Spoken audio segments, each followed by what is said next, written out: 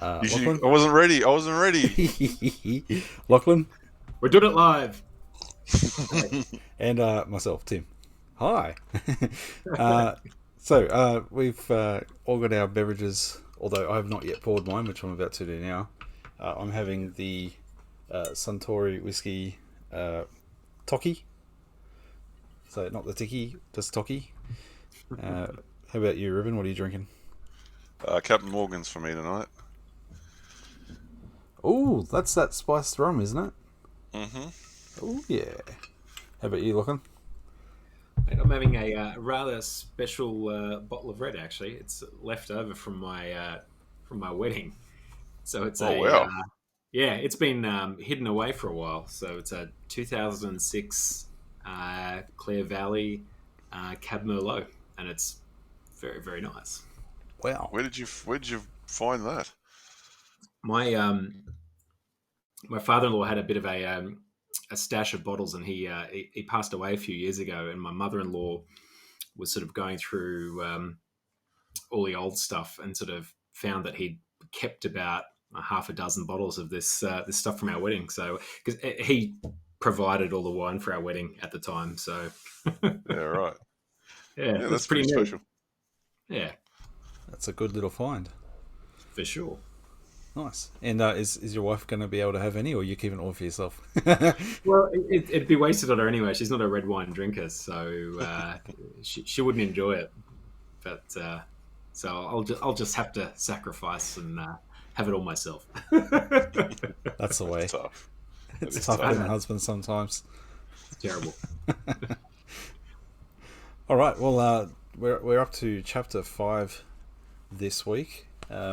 So when we set out to do this show, I believe this would be the episode we predicted we were going to finish the book, and we're now up to the first half of chapter 5, which puts us at maybe 45% complete. So there you go. It's all right. You know, slow and steady wins the race, right? Yes, it's not an intimidating book to look at. It's not like holding up, Lord of the Rings or the Bible or anything like that. But my gosh, it's got some depth to it. Well, that's what we say like every week. We're trying to work out what we're going to do for the show, and then we start reading and go, "Oh, it's another beast this week." You know, like there's so much to talk about. Yeah, I'm waiting for us to just hit a chapter and go, oh, let's just do the whole one in one episode. I don't think it's going to happen. Don't reckon. All right, well let's quickly get our heads around where we were last week with a very very short summary. Do you want to take us through that, please, Lachlan? Yeah, sure, man. So really, we just found justice of the state was what we'd found previously, and then we were working through justice of the individual, which we finally sort of landed on, which was tumbling at their feet, according to Socrates. And the more or less they were looking at that point in time is they still hadn't worked out what the benefit of justice versus injustice was, you know, who had the mutual advantage. So that's really what we're sort of up to. And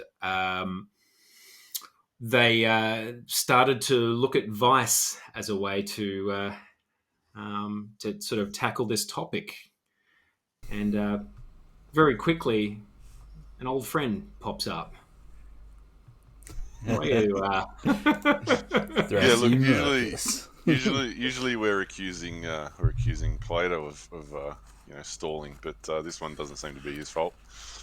No. Yeah, so Paul Marcus just kicks back into the conversation at this point because he's having some whisperings off to the side and something about, or should we let him get away with it, or something along those lines. And gets called out, and so there's a bit of a discussion that takes place. They well, get away with what? And Yes. good old Socrates is sort of, I think, accused of sort of glossing over something that Paul Marcus sees as important, and then pretty quickly it sounds like everyone else is kind of getting on board with his argument. So what was he saying?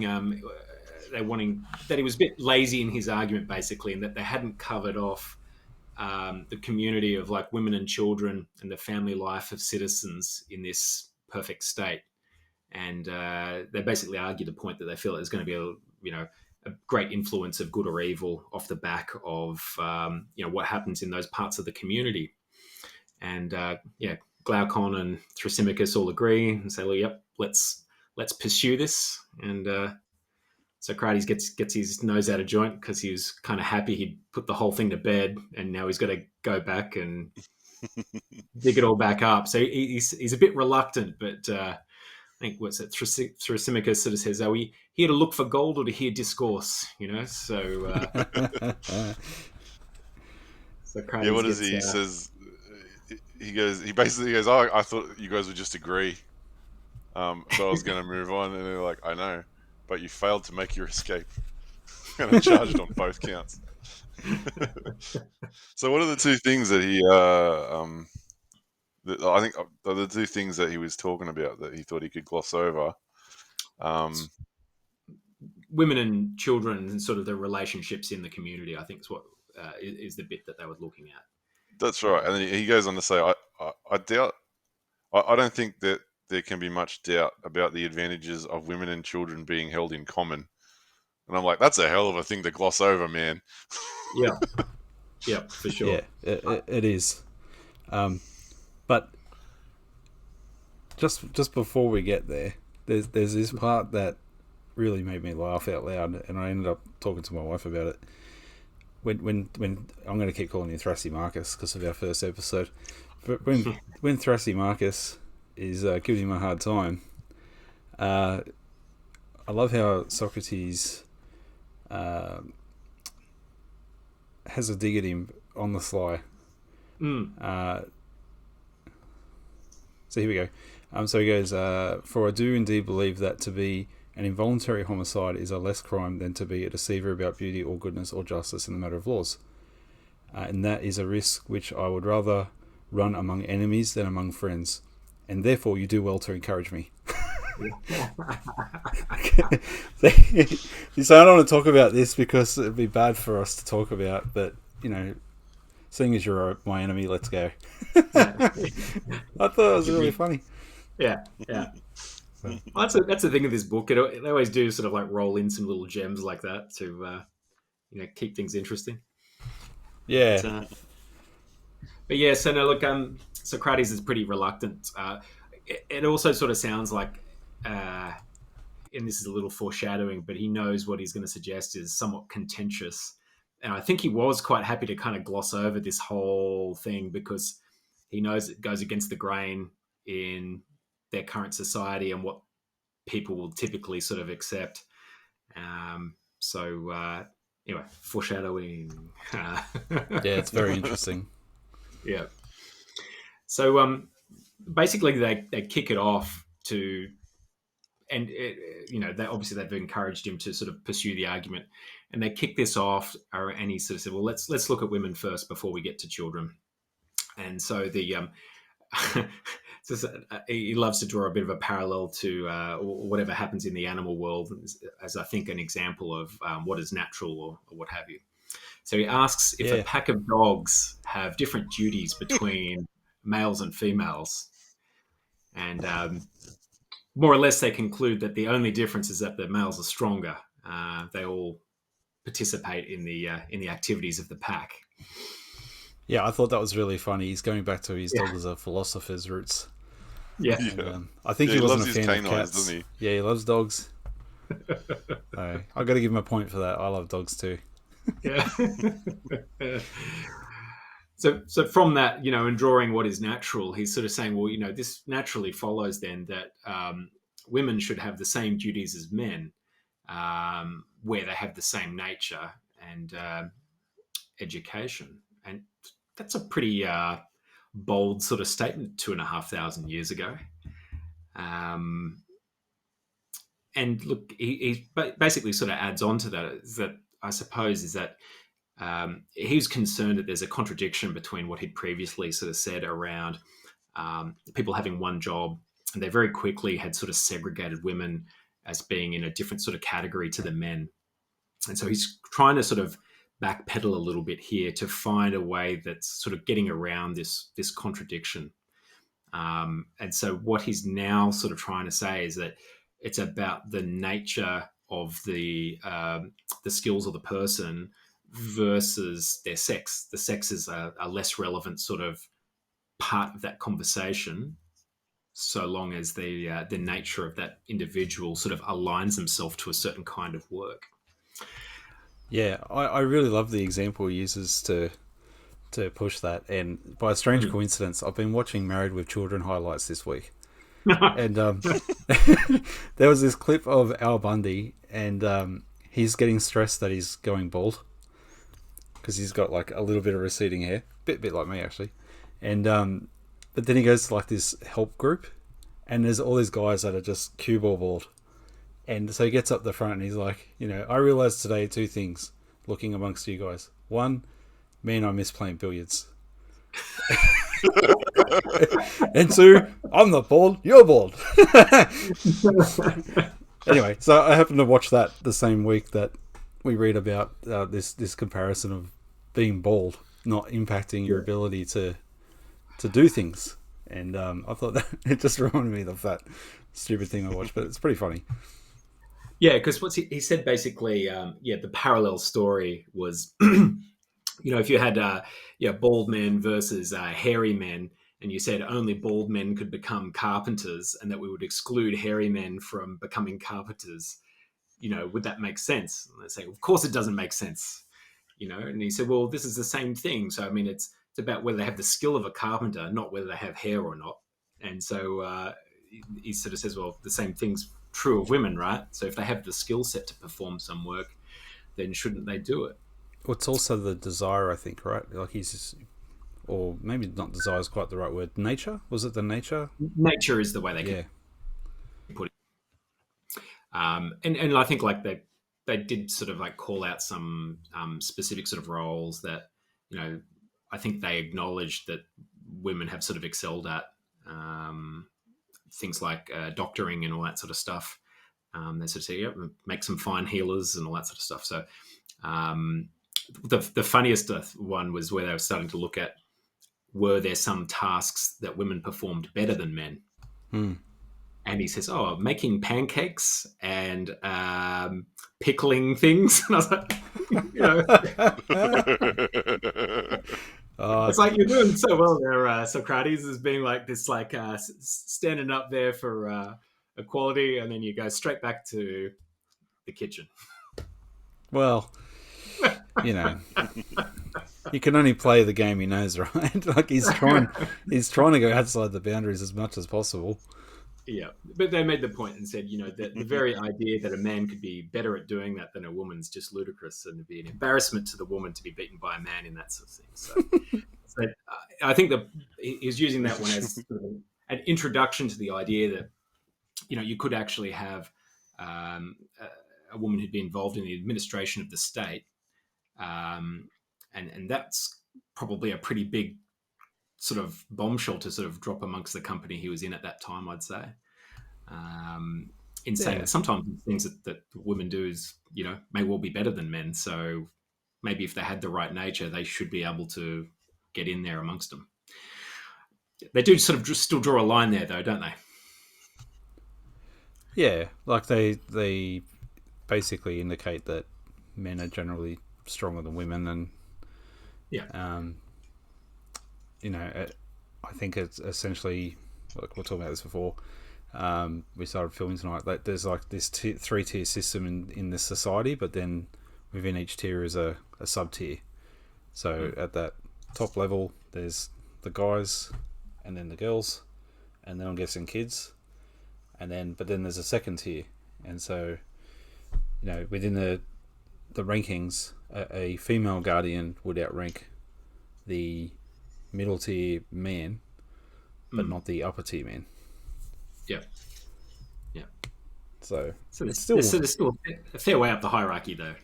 Yeah, and there's still a lot of oversight for many in that model, but it's still not. But top he does. Dog. But I do think he opens the door for what do they call it? a meritocracy. Basically, he's saying, well, I mean, they're this. If they can do it, and if they can do it as good as the others, then in you go. Hmm. So it's about how good they are at it. I mean, yeah, like you Yeah. say, he does sort of go. They're probably not going to be as good as men, but if they can do it, they can do it.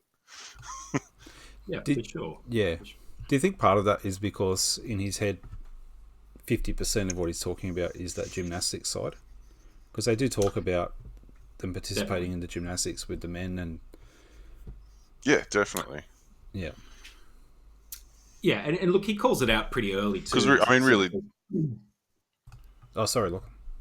Yeah, he calls it out pretty early and says something along the lines of like, because they're saying that they should do the gymnastic, they should do the education, the same as what the men do, and that's basically the crux of it, right? Is the fact that they should have the same program as what the rest of them do. But they're sort of saying that they agree that this would be quite an unusual prospect, and that in isolation would look ridiculous in their society, and that's where they use the example of the wrestling, is saying, giving you the vision of the naked old woman still practicing wrestling in the gym, by drawing a parallel to the existing situation of the naked old wrinkly men who are still wrestling, and they're basically just saying, oof, it's not a pretty sight. I'm not sure we want to. I'm not sure if we're comfortable with that. But despite that, they still push forward with it. I think we've done a Socrates and we've glossed over a little section, like right back near the start of this bit. Ooh, what is it? Yeah. Where Socrates goes, but if they're training together, won't they end up having sex? You guys remember that bit? Yeah. Yeah. I do remember that, particularly with the gymnastics with my clothes on. Yeah, that's right. He goes, they will mix freely in their physical exercise and the rest of their training, and their natural instincts will necessarily lead them to having sexual intercourse. Yeah. And then he goes, or do you think necessity is too strong a term? And then the guy that responds, I'm assuming it's Glaucon, said something that I think was bloody hilarious. He goes, necessity will be sexual, not mathematical, Socrates, he said. But sex is perhaps more effective than mathematics. Sex is more effective than mathematics when it comes to persuading or driving the common man. And I'm like, if that's not the understatement of the century, I don't know what is. That needs to go on a t-shirt. Yeah, Plato The Republic. This quote. I think it was further on, because there was a word that they used in our copy of the text. I had to look up the meaning of it. Oh, I wish I could find what it was now. You're right. I might have shot ahead again. No, that's okay. But I think it was basically sort of saying that they wanted to... God, I wish I could find that word now. It basically meant promiscuousness. And they said they wanted to kind of prevent promiscuousness amongst... But I think there's maybe talking more about the guardian class than the rest. Yeah, they're definitely talking about guardian class, yeah. Yeah, yeah. But yeah, that's just a word that I'd never come across before, which... that's not the first time that's happened in the reading of this text. But yeah, and we're using the Mount Druitt edition with common words, not Ruben's one. Yeah, absolutely. So more or less, they're sort of saying. Oh, sorry, you go, Ruben. Yeah, sorry. No, you guys are saying, yeah, they sort of got to talking about the wrestling, and he says something funny about, because apparently wrestling naked is how they did it. Yes. But for some reason, apparently that's better. They don't really say why, but they're like, at a certain point, you would have laughed at people wrestling naked. But now we know better. It's the best way to train. And there's no qualification there, but I thought that was pretty hilarious. Maybe only because there's no advantage of grabbing the other wearer's gear, right? And by that, I mean clothing. Yeah, that's true. Yeah. Yeah. Maybe that's why the champions that were carved in all the statues had very, very small wings. Because they're the only ones that couldn't get grabbed by them. That's how they won. Yeah. All right, we need something cold. We need it right now, right before the fight. Let's go. Who's got a VB? Oh boy.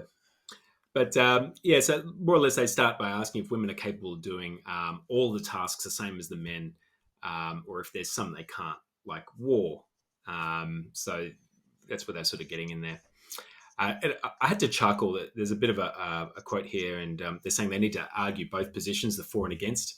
And I could only imagine Socrates sort of impersonating Thrasymachus's voice or Paul Marcus's voice or something as he sort of, does this sort of flip from the other side. So if that's okay, I'll just read this quick quote. Then let us put a speech into the mouths of our opponents.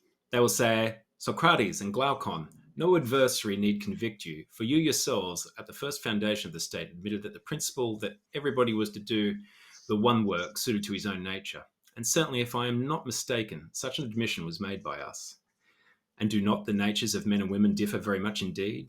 And we shall reply, of course they do. Then we shall be asked whether the tasks assigned to men and women should not be different, and such as are agreeable to their different natures. Certainly they should. But if so, have you not fallen into a serious inconsistency in saying that men and women whose natures are so entirely different ought to perform the same actions? What defence will you make for us, my good sir, against any one who offers these objections? And they agree that this would be difficult, by Zeus. I love that. I'm going to add that into my conversation, by Zeus. It's one of those sayings that don't get said anymore. Yeah, that's right. It's like, I know this guy who plays a lot of Assassin's Creed Valhalla, and occasionally he'll say something like, by Odin's beard. Yeah. And it's just like, no one says that now, but why? Why doesn't anyone say that now? It's actually cool. By Odin's beard, yeah. So allegedly, after all of that sort of discussion where they've sort of come around talking about those individual natures and that maybe they should consider all of this more fairly. So if you're sort of fit for any art or purpose, you should be able to be assigned to that kind of task. And I think the only difference between men and women they talked about was the fact that, one is begetting children and the other is bearing them. So aside from that, you should have the same sort of education and the same opportunities to sort of move. I mean, not that it's really about opportunities, but I think really they're talking about this being the best balance for the state, and that is the motivation for this statement, because they feel that, I suppose, having strong women who are aligned in that same methodology is going to just sort of work better for the state than having them as a separate class doing something different out of step with that. I don't know. What do you guys think?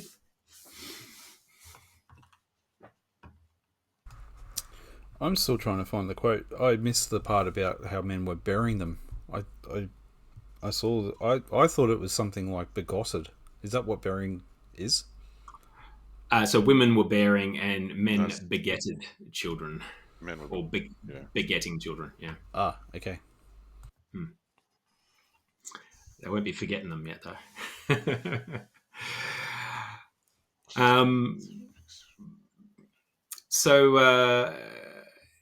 No, afterwards I thought beget meant like making the child come into existence. Like they're the ones that shoot it in there, and then the women make it born. That's correct. Yeah. Oh, yeah. So I thought you said burying. No. So that's the impregnating, I suppose. Okay. So. Yeah. Because when you said, I was like, I missed that was burying them. Like I thought you were saying the main difference between men and women were women make life and men murder life. And I was like, no, what? I don't remember that. Yeah. All right. Cool. Ignore my bleep on the radar. Too funny. So look, they're all sort of agreeing on this pathway that you're right. We should do this education and sort of step forward in that way. And really, I think even as putting forward the point of whether they should be guardians or anything like that, they agree that yes, they should, but we should probably look at the, like going back to the dog example, which I think he did do. He was sort of saying like how the males are the stronger dogs. So, you're sort of going to give them the harder tasks maybe. And and give the women the lighter load. But that women would be fit to be guardians and fit to go to war.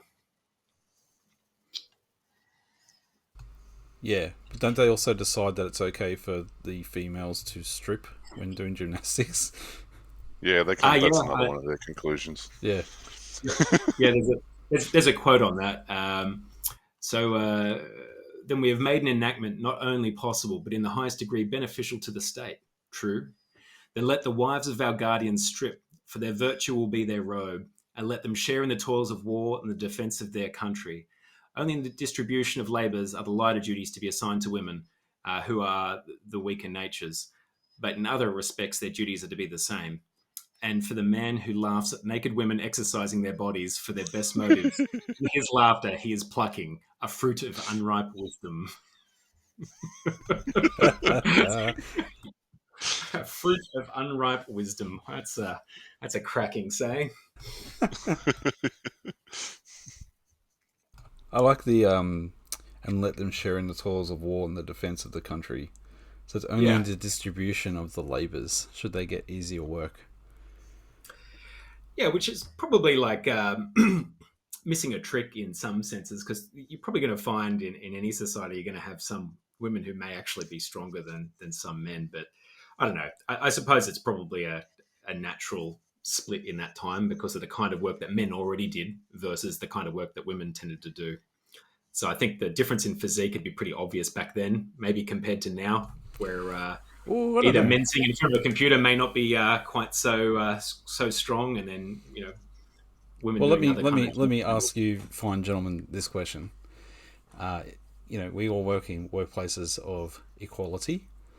Yes. Me personally, if I see something heavy that needs to be moved in our workplace, and I see a lady about to move that thing, I will move that thing. This is what they're saying here, right? So is that... what do we think? Do we think that this is actually a good benchmark? I think there's a difference, though, because one's... I think in your case it's just a cultural norm rather than a physical requirement that you're stronger. I think it's just your upbringing and good manners and what do you call that? I've lost the word for it. Do you mean like decorum? Yeah, chivalrous or gentlemanliness. Chivalry was the word I was looking for. Yeah, and I think that's a cultural thing, right? What they're talking about is not necessarily cultural, but it's just he's stronger, so he should pick it up. You're not, so let him do it. But it sounds like it's more like a division of, I don't know, work based on that a little bit. But we know that's scientifically correct. I mean, you look at the whole weightlifter thing. Blokes are just on paper statistically stronger. Yeah. But, there's a gal in my office who does nothing but squats 24/7, and she could lift the hell out of something more than like one of the other dudes on the other side. You know what I mean? So, no doubt.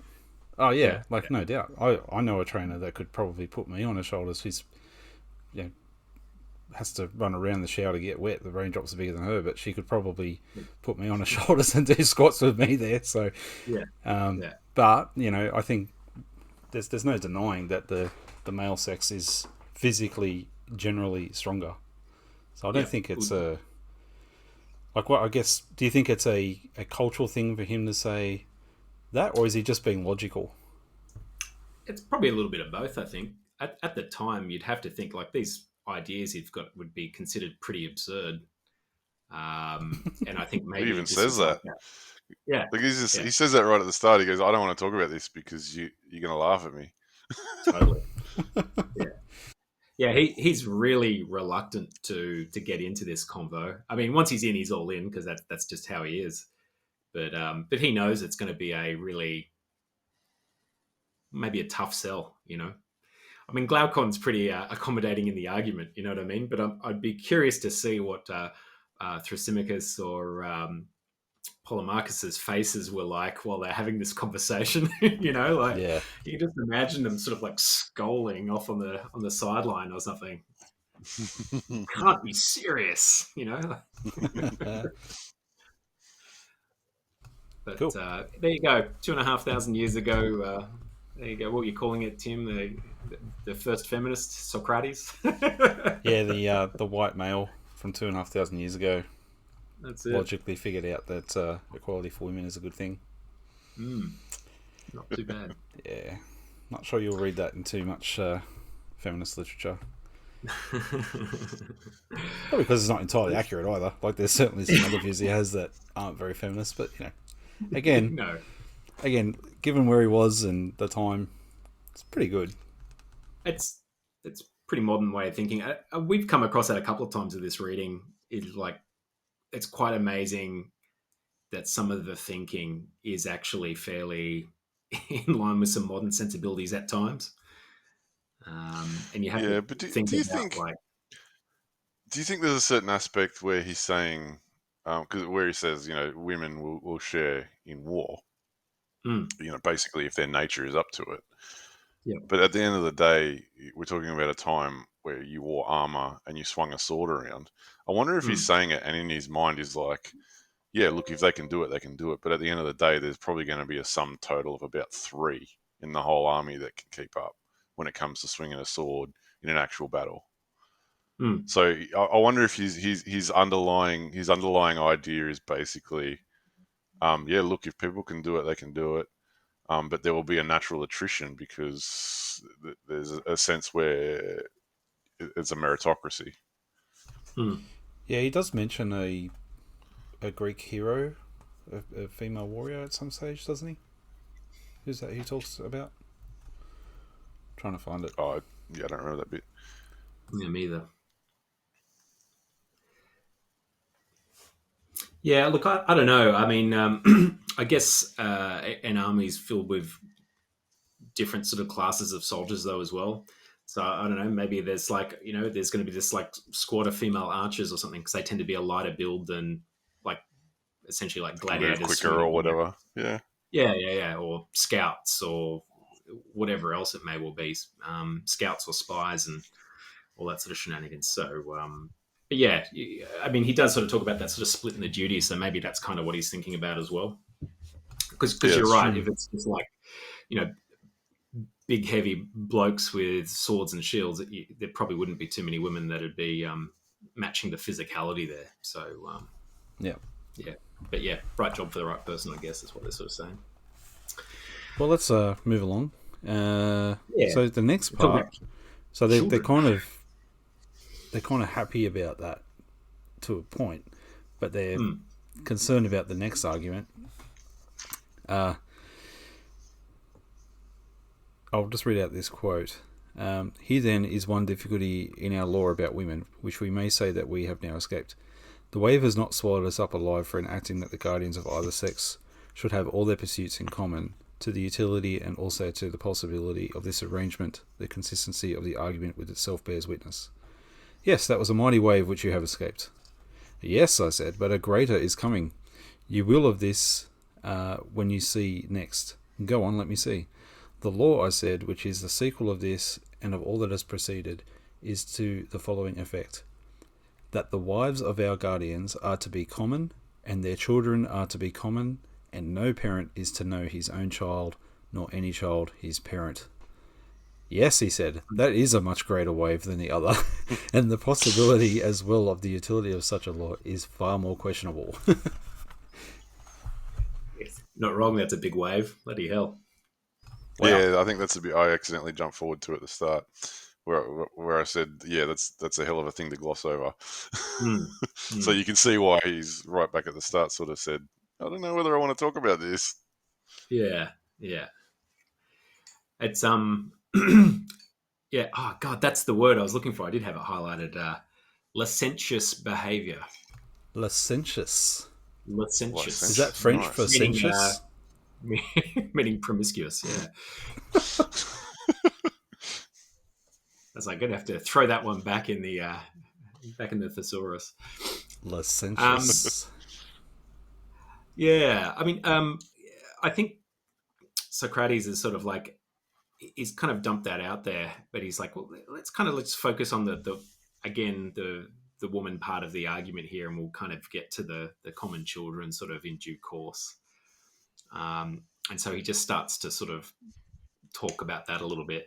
They do, I think, at this point in time, they were talking about, this is about the rules about like living in that sort of common house, is what you were talking about before, Rubes, and the fact that they'd have no possessions, eating together, and you're naturally going to have sex occurring in these kind of situations, but they don't want this licentious behavior because it's sort of going against their virtues that they're setting up for their state. So this is where they're saying that they will make matrimony sacred. And I wasn't too sure if they were implying then that there's no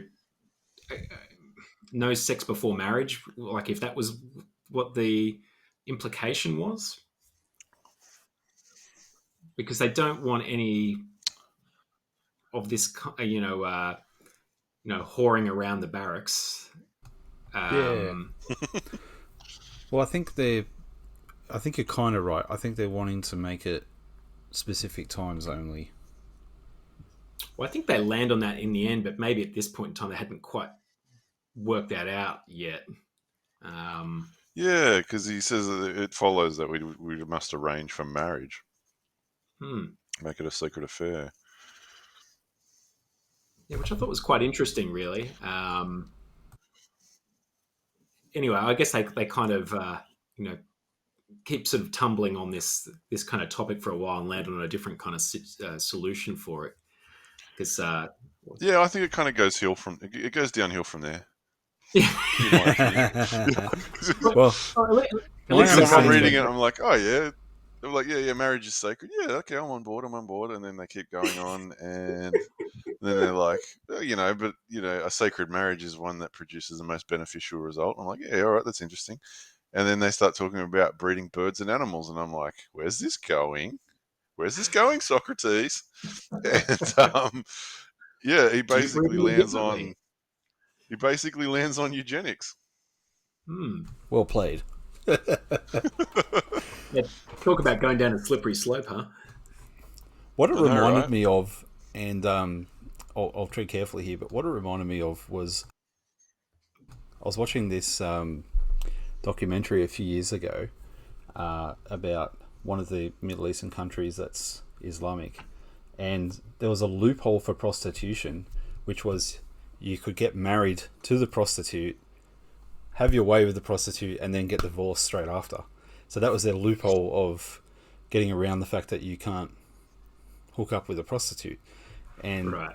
I think this is similar. I think they're saying you get married at this event, and it's for that event, and then once that event's done, that's over.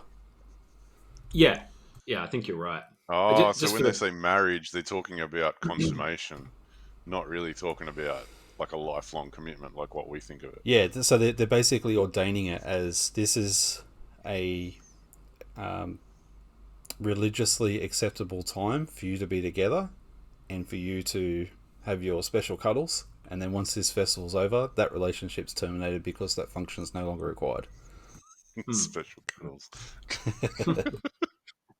Just for those playing along at home who aren't familiar with eugenics, so basically he's sort of saying that they should selectively breed the best of the best guardians together to ensure the ongoing superiority of their people. That's a Sparta idea. Well, yeah, I guess it is. And they're saying that it's the rulers who would sort of who would dictate this and do it in secret. Well, that's right. They come to this conclusion that we want to breed the strong with the strong, so we can have the best possible people in the state. And then, well, naturally, how do you orchestrate that? And then, obviously, the only way to orchestrate that is from the top down. Yep. Yeah, and it's funny because, and look, it makes sense to a degree, right? As far as the top-down bit goes. And you can understand why they would want to do that in secret because, people are going to get their backs up, right? That's you're impinging on their freedoms as a person, right? To choose their mate or whatever it may well be. Our rulers will employ a great deal of fiction and deceit for the benefit of their subjects. Yeah, so I'd highlighted this one as Noble Lie Part 2. Yeah, I The think this might be reason. bigger than the first one. Yeah, Yeah, for sure. yeah, starts to unravel. Yeah. So the way they scheme to do this is to utilize a festival, as Tim was saying, and bring the brides and grooms together with hymn and sacrifice, not human, hymn and sacrifice, um, and more or less that will be like preordained by the rulers of the state, and they were going to.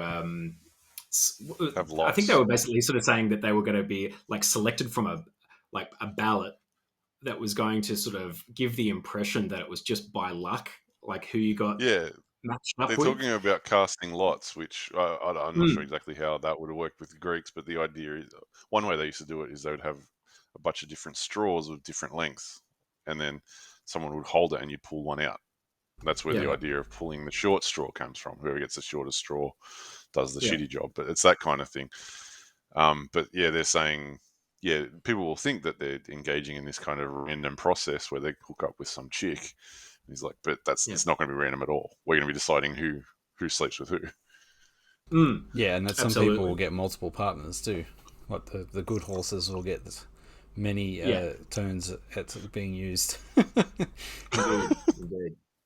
Um, yeah, and I thought it was interesting because they said they didn't want people to get upset that they weren't getting a partner because they sort of said basically if you weren't up to scratch, You weren't you breeding. weren't going to get a yeah they Mm. weren't going to put you on the list, so you'd be left on the sideline cursing or whatever. So they said, well, we don't want them to be angry at us, so we'll just make out like it's random, and you missed out, huh?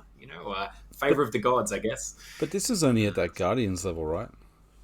Correct, Yes, yeah. yeah. How does They haven't breeding really work for mentioned. the other two levels? They I And think do haven't it's said. just normal. and do the ones that John West rejects goes to tier 2 or tier 3? Like, how does that work? I don't think so. It's just I think they'll just be selectively breeded out. So over time, there's probably going to be like less of them, and that I suppose they're going to be sort of. I mean, they talk about how like the numbers of people that they're going to have hook up at any one time will be determined by the needs of the state. So if there's war or famine or something that drives the fact that we need to restock our number of guardians, then we're going to hook more people up because we want to kind of like get a few more sort of coming through the Yeah, ranks. Whereas, if we're going through a time of peace and we don't need quite so many, then they're probably going to have, fewer. Um, the one child policy. yeah, yeah, Yeah, absolutely. So it's quite fascinating. But then, of course, we get to the sort of part about the common children, which is yeah, that's yeah, it's weird. super Gets interesting. dark.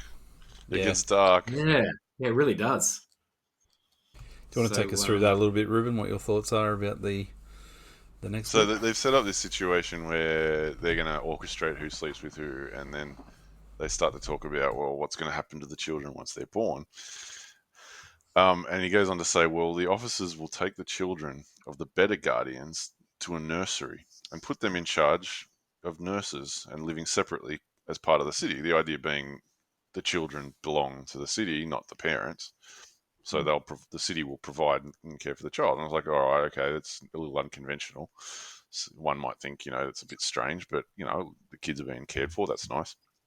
But then he goes on to say, the children of the inferior guardians, and this is the inferior guardians, mind you, this is the people who are already, top tier, considered top tier citizens, but within that top tier, they're saying there are inferior guardians. This is the children of the inferior guardians, and any defective offspring of the others will be quietly and secretly disposed of. put away in some mysterious place Yeah. was the way they put it, in our text anyway. Hmm. Yep. Mine So just So there's says that. disposed of. Mm. Yeah, so I I made a note which yeah. was like just And then it killed, I says, assume. yeah, they must be, they must be if we are to keep our guardian stock pure. And it's like, yeah, all right, Adolf, settle down. But again, that's a Sparta idea, right? So Yeah, any kids that were born and they're like, oh, this one doesn't look right, off to the walls with you. They just yeah. didn't care. So I don't Yeah, think it's Like, while it's shocking, like, to think about, to I think at the today's time it sensibilities. was Yeah, like, it's probably less offensive to their ears than the whole women can have the same education and gymnastics rights that men do. Yeah. that might be. Yeah, you might be right. Yeah, I think they actually did sort of clarify it further down the text when they said they would be effectively offered as sacrifice at the next festival or something like that. Yeah, wow, I missed that. Yeah, because that Well, makes it because so much better. yeah, I know, right? Well, Waste not, because they want were not. sort of summing up. Well, because they were summing up about some children who were sort of arrived at by means outside of the agreed methodologies. So I think they've just sort of summoned that up. Yeah, I mean, it's pretty freaking grisly, though. I mean, I don't know what kind of like good times people are going to be having. It's like, oh, we're going to get you guys together. This is this great festival or something. Yeah, look, we're going to go sacrifice 12 babies over here. It's just before you guys go off and have your good time. You'd be like, dang, it's a bit of a dampener. yeah. When you say, I know it's a different time and all that sort of thing, but yeah, I don't know. That seems pretty hard to get your head around. I don't know if that was common or not. What's that? I don't reckon it Child was. Sacrifice to gods. Yeah, but I think No, I think you're common. I don't know, but the classic Greek plays featured that idea pretty prevalently. Like they even one of the main ones where I forget which king it is. He heads across to fight Troy or whatever, and the waters are not, the winds are not blowing their way, so they sacrifice he sacrifices his own daughter, I think, to get the winds flowing so he can get over to Troy and fight them. And then there's a whole other set of plays where he comes back and then his wife kills him because they sacrifice the daughter, and then the son kills the mother for killing the father, and all sorts of stuff. Kind of goes downhill. But yes, as far as common, I don't know, but it's certainly an idea that was in the air, so to speak. Yeah, that makes sense. I mean, it's funny in enough, some of the old religions, the Babylonian ones, and not sure if I recall it being in the Egyptian ones, but yeah, it's certainly around. it was actually the opening thing for Assassin's Creed Odyssey too, if you remember. So that was the Yeah, was the sister character being getting? sacrificed. Oh, it was a sacrifice. Okay. It was, and because the Pythia ordained that the daughter needed to be sacrificed for, I can't remember, it was like the greater good of Sparta or something or other in their war efforts, and that's how the game starts. It's been a while since I've played it. Yeah. It's still fresh in my mind as I'm playing through. Yeah, I need to blow the dust off that game. It's great. Although there's more Valhalla updates coming, so choose your poison. There's more what? More Assassin's Creed Valhalla updates coming. Fair enough. Yeah, I will come back to that one too, I think. But, yeah. Ruben, you still haven't played it, have you? No, I'm going to wait till I get the good Xbox, the new one, the one that works real good. Dude on the know. Cool. So from this point on, they start talking about the prime ages of breeding, right? Yeah, so that was a good news story for me, because apparently it's 25 to 45. Or 55, wasn't it? It was like pretty... I think it was like, 40. whew. Mine says from her 20th year to her 40th year. Yeah, that's for the ladies, but the men's were a different window. Oh, that's right. Yeah, we got a better window. Yeah, we got a much bigger window. From 30th year to something else. Yeah, I'm trying to find it. Yeah. A man should beget yes. then for the state from the time he passes his prime as a runner until he's 55. They must have had some blue pills floating around.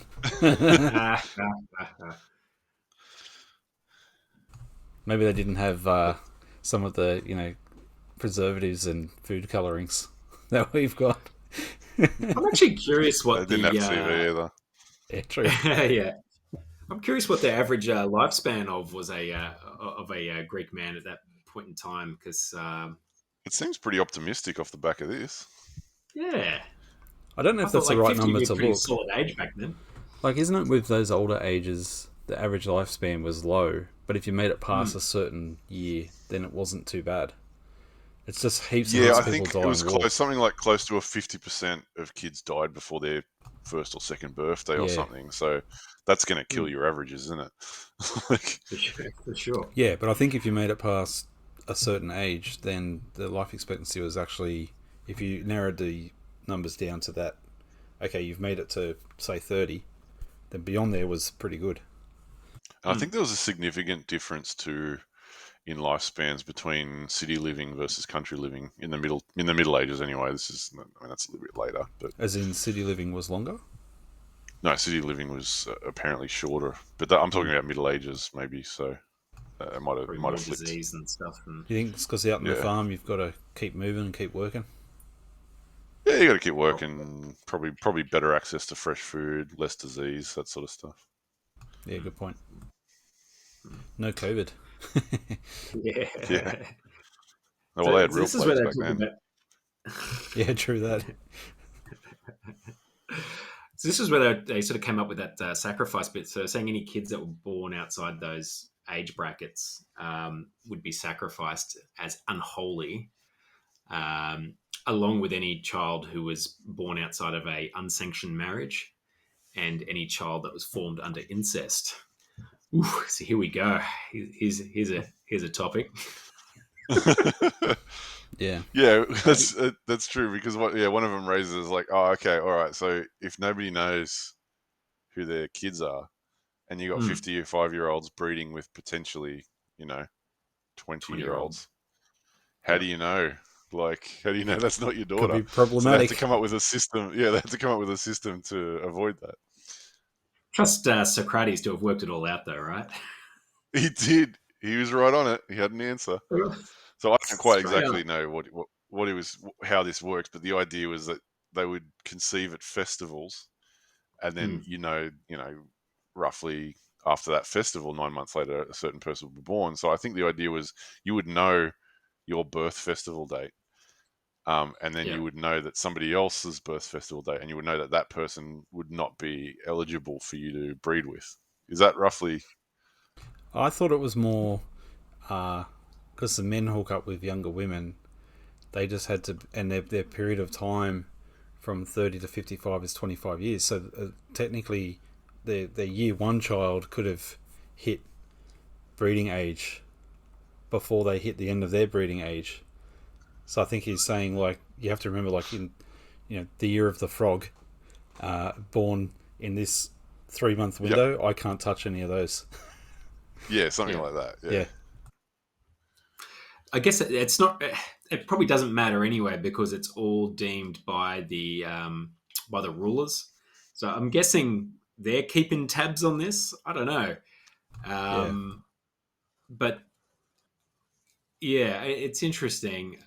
I suppose like this is something where we should start to talk about the fact that like with this business about having like common children and all this sort of thing, they start to bring this concept around that any children who are born from that festival in that period when you yourself um, begat children, any children there would be considered to be your own. So you will start to refer to those children as your children, whether because you won't know if they're yours or not yours, but they were conceived in that same time period. Um, and I guess that's one way of kind of like maybe making them remember in some senses as well, right? Because like if they've this kid's grown up and the whole time you've been calling him, my child or whatever, I guess that's going to be playing on your mind when when they sort of say, "Hey, guess what? You've selected them for the next festival or whatever it is." Yeah, hang on. It's all I've just been really. calling them my daughter for the last 20 years. Yeah. It's just all really Super wrong. unnecessarily complicated, isn't it? Like it's just all wrong. Yeah, it's all kinds of wrong. And it doesn't stop, from what I can tell. Does it? It doesn't seem to stop siblings from accidentally breeding either, right? Uh, well, they didn't really talk about that. Yeah, but I think that could happen. Um, Like, well, except for the in fact that theory. they got different age. I mean, you could, But if I you had suppose, if you had but, like, at 30 I beget Bob, and then at 40 I beget Sally, yeah, and then they both hit their prime age. yeah, Like that could happen. One's 30, How one's do you 20. dodge that? yeah. That's true. That's Oh, true. Yeah, Man, there'd be have to be some pretty tough record keeping, and yeah. you wouldn't want to be the oh, big accountant who time. forgot to carry the one, and Yeah, sorry. yeah. The mistakes will just get sacrificed at the next thing anyway, right? Oh, it's so brutal. Oh, no. Oh, that's what their Brutal. cleanup formula is. Like, if you forget to carry the one, then it's Yep, all good. It's just extra sacrifice material, no problem. absolutely. Oh, Oh, it's jeez. rough. It's so It's rough. really rough. Yeah. But ironically, I'm like, if they all this, agreed with if the this scheme. is, yeah, that's right. Like, if this is where Socratic logic leads you, then I think there's a mistake. Like, there must be a mistake. Please tell me there's a mistake somewhere in this line of logic. Yeah. Yeah, I mean, it's funny that I mean, you can understand. I think in some senses he was more reluctant, like Tim was sort of saying, to talk about, having the women having their equal jobs. It's like this part about sort of common children and common wives. It's not such a big deal, like in the, it's Yeah, that's a super given. weird. I mean, really. Yeah, I mean, I think super you also have super to weird. remember too, like they're talking about pure theory, and even Totally, admittedly, the even thought by their experiment. own, yeah, even by their own admission, they're like, this is not addressing whether this would be a real life possibility. True, Yeah, correct. true. Yeah. But they do talk about what some of the benefits will be. So I think it's Hmm. worth having a quick look at that. So basically, they're always cared for. If someone, like if a parent dies, um, there's 5,000 other parents. If a child Yeah, the dies, there's 5,000 other children. Like, and then because you're handing off the child and it's getting looked after, you're then free to focus on your purpose and that sort of stuff. yeah, Well, I That's think I another was one sort that of made me saying help. it's an easy life for the parents, and parenting's hard work, and you're not having to do it, right? Yeah, pretty much. That's what they said. Yeah. Um, yeah, you correct. know, but I think the main thing they're sort of talking about though with the wives and family in common was that they felt that this would be a way to have such a strong community where you're referring to everyone as your brother or your sister, and this group of people as your father or your mother, and that it's going to just build such a tight community where they said, I think the words were something along the lines of, you'd have to actually care for them, not just in word, but in deed, and that you would treat these kids all as your kids, and you would just have that more care and love or what have you for this community. And that by doing so, you're going to have this sort of unified feeling of like you're going to celebrate the triumphs of your community as well as the tragedies together as a whole. So normally you have one family where you might have someone pass away and that family is sad and everyone else doesn't really care because it's not their family that's impacted. Whereas in this community, if somebody dies or something like that, they all care because it's all of their brothers or all of their sister. You share all your victories and you share all Yeah. your losses. Yeah. Mm, mm. Yeah, So I guess So, from a purely abstract position, he's saying like, if you could make this work, this would be better. yeah, absolutely. Yeah.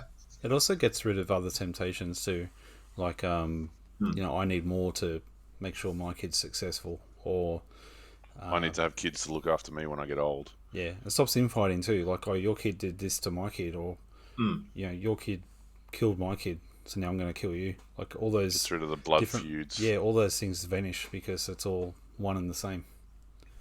Yeah, and because they've already got that sort of established system as well around, not having possessions and not trying to. There's no reason, in some senses, to really try and one up anybody because you're all really sort of still just working towards that common good, and you're not going to get more gold and silver, for whatever because you're not getting gold or silver at all anyway, and you're not. I don't know, going to have people jealous of like, oh, you've got the most beautiful wife because you've got one for the sacrifice for the festival, and then next year it's somebody different, and Yeah, yeah. So you're right. It's probably trying to remove that sort of possible jealousy or clashes over stuff, because there is no stuff. You don't have possessions, so you Yeah, can't be it's like trying to that. get more than someone else. That's right. It's like if everybody's got nothing, then nobody's got anything, or if everyone's got what they need, then nobody cares, kind of thing. Yeah, Yeah. but it also channels that parental instinct into the state rather than into your family. So it makes the passion of those who are within the state for the state even higher. Because you'd know, like, somewhere out there is my real child. I've got to protect this city because they're there. You just don't know who they are. Yeah. Yeah. I think the whole thing is bloody horrific, but I can see the logic. Yeah, I'm with you. Yeah, it's not something I'd ever want to have a piece of, but No. I can see how it supports the structure of the state Yeah. in the desired ways that he's trying to make it do it. I think that's the best way of saying that. Yeah, Yeah, and I rid of think the you've got personal to, ownership thing. and I think you zoom out again and remember the whole purpose of this is a thought experiment to try to distill, distill the idea of justice. I just wonder And if I this mean, is. Oh, sorry. Go. I thought you'd wrapped up. no, Sorry. no, go. Oh, I was just going to say, I wonder if this unravels once they zoom back down to the individual, because they're looking at this sort of as a collective idea, and that's what they were doing with justice, right? Zoom out to the city and its big writing, zoom into the person. How do you zoom into the person with this? I don't think. I kind of, I don't know. We'll have to find out as we read on, but I feel like this is just like a, what do you call it, a detour, and I think they're just going to blow right past it. Yeah, I don't think they're going to zoom in on the individual in this one, because if they do, it's just going to unravel fast. Yeah. Yeah. It's interesting too. I mean, sorry, road noise. um, we're looking about like sort of justice for the state, and you have to sort of wonder about, what is the justice for these people who don't really have any freedoms when you think about it. Well, they get to do their function uninterrupted. Yeah, when you consider that the conception of justice, what Tim said, look, it's that they get to fulfill their purpose, and they But I get to think that's feel it all you get, uninterrupted or whatever. Yeah, yeah. But that's all you get is To mind your own business. Yeah, pretty much. It's interesting. Yeah. I mean, I know I mentioned this previously, but I think the people who benefit the most out of this is the merchants and that second tier class in this state, because they Yeah, I don't have think to do so. any of this bullshit other than the fact that they've got this warrior class who aren't Basically coming take after all the them risk for for any. them. Yeah, take all the risk, aren't going to come after their gold or silver or harass them like too hard.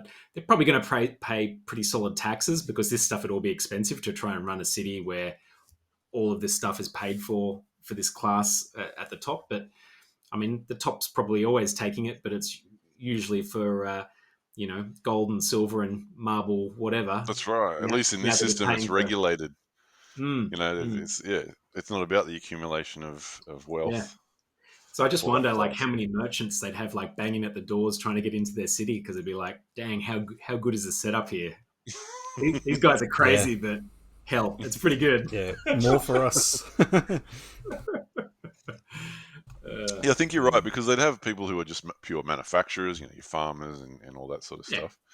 But it'd be those merchant class that'd be making the cashola. Heck yeah, yeah.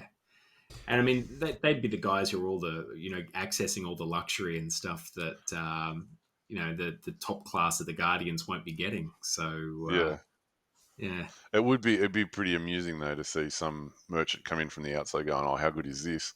And then when he tries to go outside the rules and try to get a little something done on the side, try to bribe a guard, and then the guard's just like just ends him. Yeah, absolutely. Well, I reckon we should conclude where we're up to, and I've got a little bit to read, which I think will do that. So, it goes, do you remember, I said, how in the course of the previous discussion, someone who shall be nameless accused us of making our guardians unhappy? They had nothing and might have possessed all things, to whom we replied that, if an occasion offered, we might perhaps hereafter consider this question. but that, as at present advised, would make our guardians truly guardians, and that we were fashioning the state with a view to the greatest happiness, not of any particular class, but of the whole. Yes, I remember. So they're basically wrapping it up here. So they're saying, so is the life of our protectors is made out to be far better and nobler than that of Olympic victors? Is the life of shoemakers or any other artisans or of husbandmen to be compared with it? Certainly not. So they think, again, like they've wrapped it up. Oh, okay, so for the women and children, we've once again, we've nailed it. We're all good. But then, the inquiry, I said, has yet to be made whether such a community be found possible, as among other animals, so also among men, and if possible, in what way possible? So they've basically just gone, here's the answer. But does it work? Yeah. Yeah. I mean, the whole thing's, so far removed, I think, from any sort of real situation. And like, as we talked about, like from a thought experiment, it's fascinating. But yeah, it's a fair question. Could they actually do that and make it work? Like the whole thing. Yeah. In the real world. So that's what we'll find out next week, I'm guessing. Yeah. Whether or not they go think back they can and make it wipe work. the slate clean, and we'll start again, right? If we do, like, how has this book survived 2,500 years? It's like the ultimate guide to trolling you by Plato. Oh boy. Well, let's wander up to our favourite place for a nighttime beverage, being Pub Philosophus. And Pub Philosophers. So a couple of things. First, today is the last day of the pre-70% lockdowns in Sydney. Tomorrow, some restrictions are removed. Some people are calling it Freedom Day. That's not what it is for me. I'm just calling it less tyrannical day. Yeah, but anyway, that's exciting. So I'm planning to at least go see some people and maybe eat out somewhere, over the coming weeks. How about you guys? It's actually my mother-in-law's birthday tomorrow, so that's sort of working out well. My wife's organised to go to lunch with a sister and brother and a mother, which they haven't been able to do obviously in all this sort of time. They've sort of organised it in secret, so it'll be a surprise for her. So that's pretty cool. Oh, that's it's not nice. something you've been able to do for a long time, so that's nice. I'm not that fast. I'm keen to go for a long drive because I haven't been able to do that for a while in my little radius. So that's more so what I want to do. Awesome. How about you, Ruben? Anything that you're looking forward to? Mate, I'm not actually sure how I feel about it. To me, like, it just kind of feels like you said, like Freedom Day. I'm like, hang on. I know I have a pretty negative outlook on the whole thing, but to me, it just kind of feels like, hey, I've taken all your shit off you. Now I'm going to give you back like a tenth of it. You should be grateful. It's the Tyrannosaurus less. Oh, nice. Yeah. Very good. But having said that, I'm pretty well adapted to not letting like ridiculous shit like this affect my peace. So I'm cool. I'll make the best of it, whatever it is. I'm looking forward. I'm not going to forget. I'm not going to forget Oh. what they've done. I'm not forgetting it. I'm sorry. Yeah, what is it? The North remembers. The North remembers, yeah. Look, I don't know what it is. Maybe look, it could just be purely psychological. Maybe it's because I'm 6'9" and I'm not used to being talked down to. But I just don't abide it. I can't handle it. I'm with you. I'm not going to be sit here and grateful for you giving me back my shit. Yeah. But I will say I'm looking forward to catching up with you guys face to face and having a beer. That would be mad. Absolutely. So Absolutely. Yeah, right on. Yeah. Hey, the pool's looking good. We get some good rain today. It's nice and full. I got all the levels back to where they need to be. So I'll have you guys over when we can. Nice. That 1 ton of salt in there, mate. Oh, mate, I had to put so much salt in it. Yeah, probably this. I don't know. I discussed it with these guys. Probably not on the podcast. I don't think it was. I popped a hose in it to fill it up the other night, and I went to sleep and forgot to turn the hose off, so I flooded my pool. Which, if anyone knows anything about pools, it's gonna wreck your salt levels. Yeah. Yeah. So, did the salt come out of the bag, or was it from your tears when you got up the next day? Like, oh, it's so salty. What is? Oh dear. It's like 3 hours of Salt Bay. Yeah. Sprinkling over the pool. Yeah. Just visualize the pool as a giant piece of steak. That's it. Yeah. Nice. Yeah. A couple other things. Guy we all know is in hospital at the moment, so just shout out to him. Hope you get well soon, Mick. Yeah, and the last thing is, I don't know if I've talked about this with both of you, but I definitely have with Ruben. Australian politics, thinking about looking at that a little bit, maybe week by week. So looking for some feedback from those of you listening about whether or not you'd find that interesting. Contemplating maybe reading the vision statement or the overarching policies of one party per week, and then once we're on the other side of this book, maybe doing a couple of episodes just talking about where Australian politics is up to and what political parties doing what, both at a state and national level, and just maybe explaining that system a little bit. Yeah, if anyone listening has done any study in that area and can recommend some resources or some good books that kind of talk about the history of it and how it functions, that'd be much appreciated, because I think, I personally would like to hook into that. I think that'd be good fun. How do you feel about that, Lachlan? I know that you were saying last week or the week prior that you missed that sort of conversation. Is that something you'd be keen to do? Yeah, for sure, mate. Like I was just mentioning, I suppose, that it was something that I used to talk about with my grandfather quite a lot, because he was pretty passionate on the subject. And it's just one of those things that, you'd finish the meal and you'd sit and talk politics after dinner. And it's not something I've done for quite a few years. So it seems like there's plenty of food in the nose bag as far as like content and material going around to talk about. So why not? I'm happy to jump into that. Yeah, sweet. I think it'll be good. There's not a lot of things that talk about New South Wales level politics or state politics that are on the platforms that I usually look at. And they what it does seem to be there tends to be done by people from that political party. It's very well. Maybe someone listening knows of someone that sort of looks at it week by week in a. I won't say non-biased, because I don't think that exists, but in a not from one of the parties' perspective. Relatively neutral. Yeah. So, anyway, I think that'll be fun. So we'll probably blow the dust off that soon and see how we go.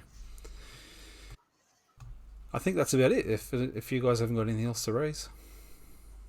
No, I'm all good. I was just waiting to see if you had any news that you'd bought a Triumph TR7 over the weekend, but...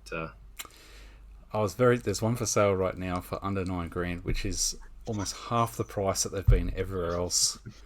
And I was so tempted to put my other car up for sale to try and sell and buy, but it looks so good, Tim. Looks so good. I know, but my kids love the car I currently have, and a TR7 has 2 seats, not 4, so I'm just gonna have to be patient and save up my pennies and buy one when I hit old age. And they'll be cheap then anyway, because you'll probably only have about 3 more years of being able to drive it legally before all combustion engines are banned anyway. You'll have a little bit longer. You'll have a little longer, I reckon. 2050 will come up on you pretty. I remember 2000 pretty clearly, and that's 21 years ago. Yeah. Ouch. Yeah. Just think about it that way. That's. Well, how old will you be in 2050 when they reckon there's no more combustion engines in England? 2050. What's that going to make me? 70. Yeah, I'm hoping that I can still drive at that age. You know, Yeah. some of our babies might be taken off us by then. Not on our watch. Trying it from my cold, dead hands. Yeah, we'll be waving our walking frames at them, protesting. We'll be walking around with a wheel, you know. Yeah, you kids can't even drive with a steering wheel anymore. That's it. Let alone a manual. Yeah, let alone gears. That's right. Sad. All right, well, let's wrap it up there. So to those of you listening or watching, thank you for joining us. And remember, the Republic wasn't built in a day, and neither are middle-aged men. And have a great week. We'll see you next time.